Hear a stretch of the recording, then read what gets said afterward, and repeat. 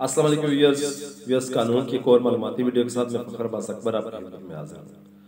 Viewers आज का हमारा मौजू है कि दीवानी केस के क्या क्या मराइल होते हैं।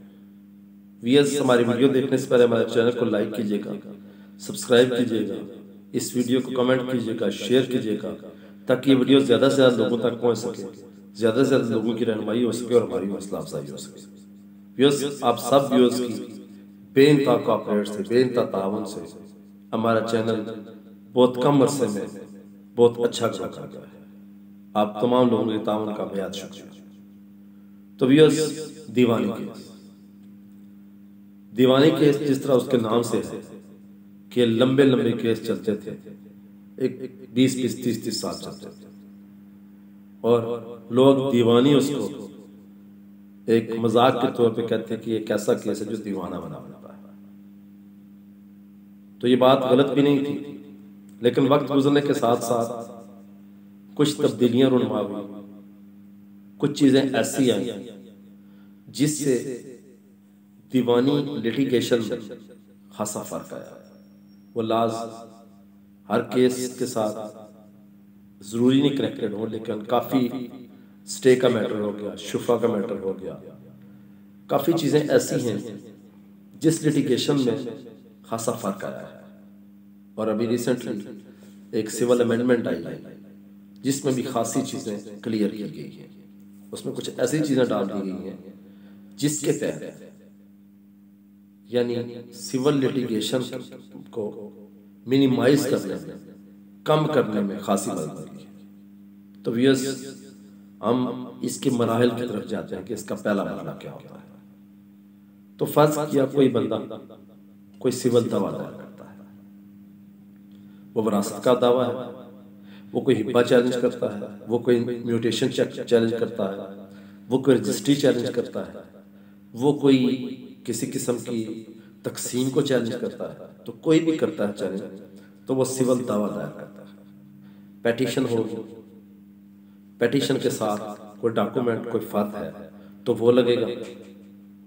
इसके साथ एक चीज जो नई अमेंडमेंट में आई है वो ये है कि अब अमेंडमेंट जो बंदा दावा दायर करता है उसके साथ ही फरिश्त गवान भी लग जाती है, जिसका पहले अलग टाइम दिया जाता था तो अलग लगती थी, उसमें गुजर जाती थी, अब वो साथ साथ। दूसरा एक और चीज है, वो पहले आगे ये होता था कि किसी और अदालत में कोई दावा दायर है तो उसकी पता ही नहीं होता था, वो साल गुजरने के बाद पता चला वहां भी दावा दायर है, तो उसको कलेक्टेड करने बहुत टाइम जाया होता था। अब एक फॉर्म साथ लगता है दावा दायरी के बाद जिसमें यह लिख दिया जाता है कि क्या इसके इन पार्टियों में कोई दावा दायर तो नहीं है। अगर दावा दायर है कोई तो उसकी डिटेल तो यूं उसी कोर्ट में वो उसके साथ फिक्स हो जाते हैं, तो इससे टाइम लग जाता है। एक और चीज साथ लगती है, फहरिस्त वारसान, यानी वारसान की फहरिस्त साथ लगती है कि तमाम जो वारिस हैं उनकी फहरिस्त साथ लग जाती है। यानी खुदा न खास्ता अगर during pendency of the suit यानी केस के दौरानिए में अगर उस बंदे की डेथ हो जाती है तो उसके वारसान को फौरन पार्टी बना लिया जाए। पहले ये होता था कि बंदे की डेथ हो गई, पहले तो डेथ सर्टिफिकेट नहीं मिल रहा, अब डेथ सर्टिफिकेट आ गया, फरिश्त वारसान नहीं मिल रही, फरिश्त वारसान आ रहे, नोटिस एक को हुआ एक नहीं मिला। तो अब ये सारी चीजें दावे के शुरू में साथ अटैच कर दी गई है ताकि इससे टाइम की बचत हो सके, और इससे टाइम की बचत होती भी है, ये भी बात फैक्ट है। अब दावा दायर हुआ तो फर्स्ट नोटिस समन जारी हो जाता है, समन थ्रू रजिस्ट्री भी भेजे जाते हैं, बाई हैंड भी जाते हैं। एक समन गया नहीं तमीर हुई, दूसरा गया नहीं तमीर हुई, तीसरा गया नहीं हुई, अखबार इश्तेहार होके एक्स पार्टी हो गई। ये एक्स पार्टी वाला प्रोसीजर ये है। फिर उसको यकतरफा बयान होते हैं और यकतरफा बहस होकर, यानी दूसरी पार्टी आई ही नहीं है तो यकतरफा बयान होकर, यकतरफा बहस होकर ये केस फैसले में चला जाता है और फैसला उसका हो जाता है। इसको यकतरफा फैसला होता है। अब उस यकतरफा फैसले को चैलेंज किया जा सकता है। यकतरफा जो आर्डर होता है पहला, यानी कोई नहीं है आर्डर हुआ, वो भी चैलेंज हो सकता है। वो उसी वक्त क्लियर हो जाए यकतरफा फैसले के, कोई यकतरफा जो फैसला है उसको चैलेंज जो है वो नॉलेज से या होने से 3 साल तक उसको चैलेंज किया जा सकता है। तो ये तो हो गया यकतरफा। अगर वो कंटेस्ट होता है, दूसरी पार्टी आएगी वो जवाब देगी।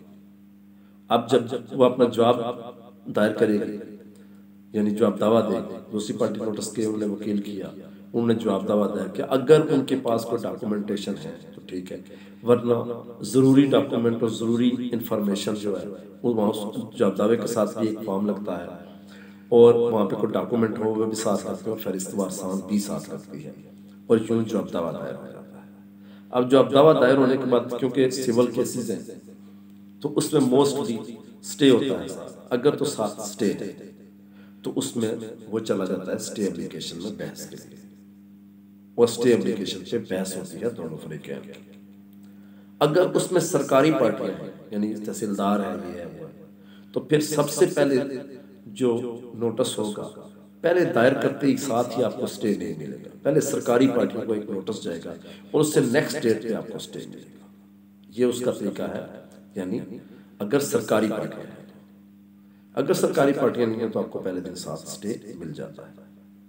अब स्टे एप्लीकेशन पे बहस हुई, वो डिसाइड होगा। अगर उसको कोई चैलेंज करना चाहे तो वो ज़ाहिर ऊपर चैलेंज कर सकता है, लेकिन हम फिलहाल उसके बुनियादी मराहल जो सिविल दीवानी कोर्ट, सिविल कोर्ट में होते हैं, उसकी बात कर रहे हैं। उसके बाद इशू फ्रेम होते हैं, यानी इशू फ्रेम ऐसे होते हैं कि उस केस से कौन से सवालात जन्म लेते हैं। मसलन एक डॉक्यूमेंट किसी ने हिब्बा चैलेंज किया है तो वो इशू फ्रेम होगा कि वेदर कि क्या ये डॉक्यूमेंट जो हिब्बा है ये जेन्युइन है। अब इस पे शहादत देनी है किसने, जिसके हक में वो डॉक्यूमेंट हुआ है, तो उसने शहादत देनी होगी। सबसे पहले शहादत मदई की होती है, वो अपनी शहादत पेश करता है, यानी उसके गवाह आते हैं, वो कोर्ट में अपनी शहादत यानी अपना एग्जामिनेशन इन चीफ अपना मेन बयान रिकॉर्ड करते हैं। मेन बयान रिकॉर्ड करने के बाद उसके बाद क्या होता है, उसके बाद उन पे जिरा होती है। वकील एक भी जिरा कर सकता है, अगर तो डिफेंडेंट का एक ही वकील है तो वो जिरा कर सकता है, या डिफेंडेंट एक ही है। अगर डिफेंडेंट ज्यादा है, 10 अगर डिफेंडेंट और 10 ने अपना वकील अलग अलग किया होगा, तो जो मुद्दई होगा जिसने दावा दायर किया होगा सब उस पर जिरा कर वकील जिरा करने का हक रखते हैं। यानी हर डिफेंडेंट को जो वकील प्रेजेंट कर रहा है वो उस पर जिरा करेगा। उसके बाद उसकी जुबानी एविडेंस, उसकी उसका और कोई विटनेस है उसकी एविडेंस होगी। ये एविडेंस होने के बाद फिर ये केस चला जाएगा डॉक्यूमेंट्री।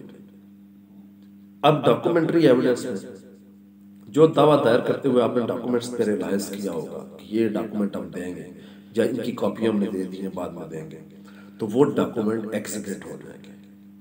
वो डॉक्यूमेंट सारे एग्जिबिट हो जाएंगे कोर्ट में। अब एग्जिबिट होने के बाद अगर कोई डॉक्यूमेंट फिर भी आप जाना चाहते हैं तो या तो फिर आप एडिशनल एविडेंस की सिविल में प्रोविजन है, अब एप्लीकेशन देंगे, और अगर कोई ऐसा डॉक्यूमेंट है कोर्ट समझती है कि इसको इसके फैसले के लिए ज़रूरी है तो वो कोर्ट उसको इजाज़त दे देगी कि आप एडिशनल डॉक्यूमेंट इसमें दायर कर साथ एक्सपेक्ट करा सकते हैं। या कोई ऐसा डॉक्यूमेंट है जो अटेस्टेड नहीं है, जो ऑथेंटिसिटी उसकी नहीं है, तो वो मार्क होगा, वो एक्सपेक्ट नहीं होगा, और मार्क शुदा डॉक्यूमेंट की कोई वैल्यू वैसे नहीं होती। अब डॉक्यूमेंटेशन की अगर मुद्दे की मुकम्मल होगी, डॉक्यूमेंट्री एविडेंस भी उसने सारी दे दी। अगर एडिशनल एप्लीकेशन आएगी एडिशनल डॉक्यूमेंट्स की तो मुद्दा अलग को एप्लीकेशन का जवाब दिया जाएगा, उस पर बहस होगी। अगर कोर्ट उसको फाइनल करती है, कोई उसको चैलेंज नहीं करता तो फिर वो एक्सेप्ट करती है। अगर वो चैलेंज ऊपर चली जाती है, बस हाई कोर्ट तक चली जाती है और रिजेक्ट हो जाती है, फिर बात वहाँ पे खत्म हो जाती है। अब डॉक्यूमेंट्स दे दिए मुद्दई ने, उसके बाद मुद्दा अलग की एविडेंस कॉल होती है कि ठीक है वो अपने गवाह ले आए खुद आ जाए। अगर कोई अटार्नी हो, कोई हो, ये मुद्दई की सूरत में भी अटार्नी होता है, मुद्दा की सूरत में भी हो सकता है, लेकिन अगर नहीं तो वो अपने बयान रिकॉर्ड कराएगा और इस तरह उसके अपने जो गवाहान हैं वो आएंगे, वो आके अपना बयान रिकॉर्ड करेंगे। वो अपना जब बयान रिकॉर्ड करेंगे उस पर भी मुद्दई के वकील जिरा करेंगे। अब मुद्दई का वकील हमेशा जिरा, मुद्दई का एक भी वकील हो सकता है, दो भी हो सकते हैं, दोनों जिरा करने का हक रखते हैं, तो वो उस पर जिरा करेंगे। उसके यानी उससे सवाल जवाब होने के बाद उसकी और जो उसके गवाहान होते हैं वो तमाम उनकी जब एविडेंस खत्म होगी तो ज़ुबानी एविडेंस खत्म हो जाएगी और दस्तावेजी के लिए मोहलत दी जाएगी। अगर उसी दिन वो दस्तावेजी देना चाहें तो वो दे सकते हैं। अब दस्तावेजी शायद में वो डॉक्यूमेंट्स में फिर वो डॉक्यूमेंट्स अपने ले आएंगे, वो डॉक्यूमेंट्स अपने साथ जो उन्होंने जब दावे में अपने इंसार किया होगा कि ये डॉक्यूमेंट्स हमने कॉपियाँ लगाई हैं या ओरिजिनल हमारे पास है, तो वो जमा हो जाएंगे। तो यूं उनके डॉक्यूमेंट्स एग्जिबिट हो जाएंगे।